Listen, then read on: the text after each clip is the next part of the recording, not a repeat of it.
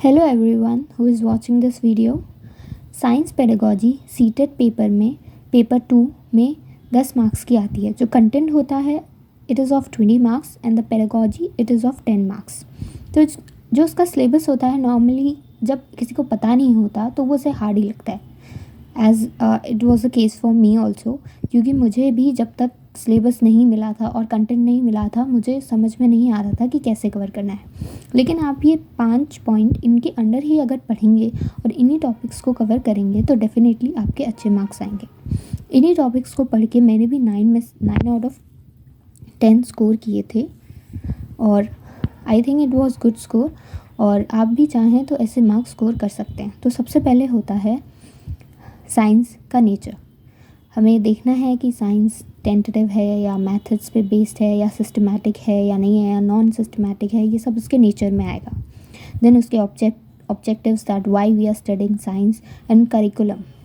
Then after that we have the lesson plan. तो इसमें हम देखते हैं कि हमें कैसे लेसन पढ़ाना है और teaching methods which the teacher of for teaching and the activities and teaching aids.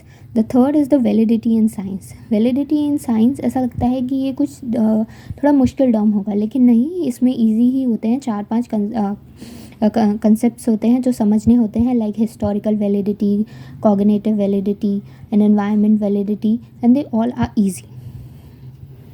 और इनमें से हर बार 1 या 2 क्वेश्चन आ ही जाते हैं, तो ये एक इम्पॉर्टेंट है। उसके बाद में आता है evaluation, diagnostic, testing and remedial teaching. इसमें से तो आता ही है 1 क्वेश्चन, इसमें से भी आता है 1 क्वेश्चन। और evaluation, diagnostic, testing and remedial teaching ये भी इम्पॉर्टेंट है। ये तो सीटेट के हर सब्जेक्ट में आता ही है, या तो मैथ्स हो या तो ईवीएस हो या हिंदी, हर सब्जेक्ट में आता है, तो इसमें भी आएगा। उसके बाद में है methods of science, observation, experimentation, discover. So जब भी हम साइंस पढ़ते हैं या हम कोई भी चीज़ कंक्लूजन साइंस पे पहुंचते हैं, कोई इन्फरेंस निकालते हैं, तो उसके लिए पहले हम ऑब्जर्व करते हैं।